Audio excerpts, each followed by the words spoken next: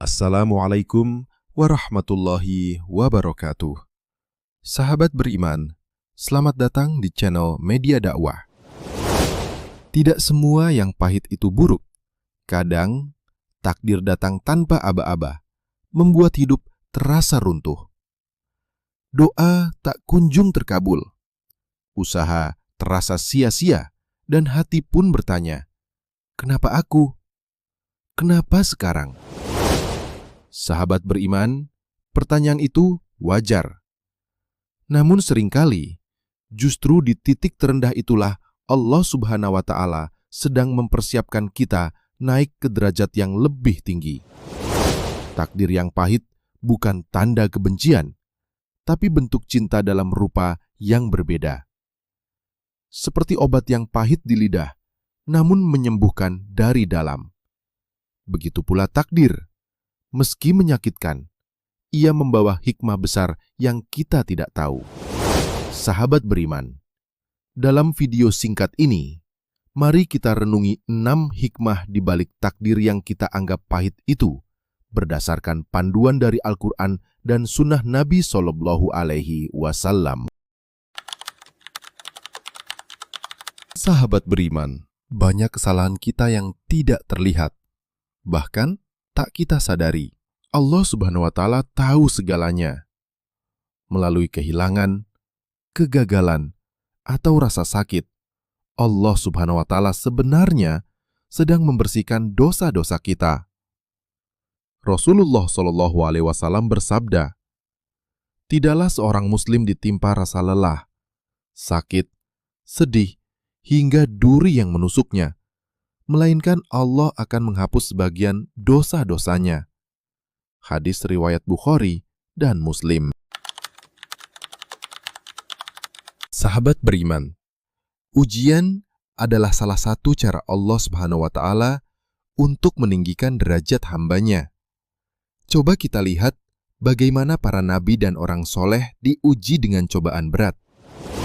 Nabi Ayub alaihi salam diuji dengan penyakit yang tidak ada obatnya selama bertahun-tahun. Nabi Yusuf alaihi salam dibuang ke sumur dan dipenjara sebelum menjadi pemimpin.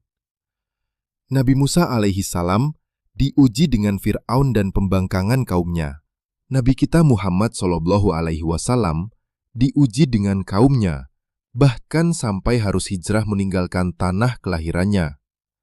Dan banyak lagi kisah-kisah ujian yang dialami oleh para nabi dan orang-orang soleh terdahulu. Dan dengan kesabaran mereka ketika diuji, mereka diangkat pada kedudukan mulia di sisi Allah Subhanahu wa Ta'ala. Sahabat beriman, banyak di antara kita saat hidup manis tanpa ujian, sering lalai dari perintah Allah Subhanahu wa Ta'ala. Kita merasa sombong dan merasa tidak butuh kepada Allah. Namun, di saat mengalami ujian yang pahit, disitulah kita benar-benar tersadar bahwa kita adalah makhluk yang sangat lemah. Kita butuh kepada pertolongan Allah Subhanahu wa Ta'ala. Di saat inilah ibadah akan terasa sangat khusyuk, dan hidayah pun akan muncul.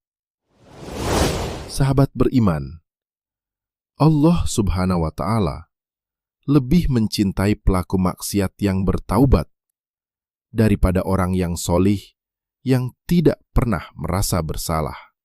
Maka, ujian adalah cara Allah agar kita kembali pulang ke pelukannya. Sahabat beriman, ujian mengajari kita untuk selalu ikhlas dalam menerima takdir dan terus bertawakal kepadanya. Karena Allah Subhanahu wa Ta'ala mengetahui apa yang terbaik bagi kita, sementara kita tidak. Allah berfirman dalam Al-Quran Surat Al-Baqarah ayat 216, yang artinya, "Boleh jadi kamu tidak menyenangi sesuatu, padahal itu baik bagimu, dan boleh jadi kamu menyenangi sesuatu, padahal itu tidak baik bagimu. Allah mengetahui, sedangkan kamu tidak mengetahui." Sahabat beriman, Saat hidup mulus, banyak orang tampak peduli. Namun ketika kita jatuh, barulah terlihat siapa yang benar-benar tulus. Sakit rasanya ditinggalkan, tapi dari situ kita belajar bahwa hanya Allah Subhanahu wa Ta'ala yang tidak pernah pergi. Kehilangan manusia bisa jadi cara Allah membersihkan lingkaran hidup kita dari orang-orang yang tidak pantas. Sahabat beriman, kadang saat sukses, kita lupa diri.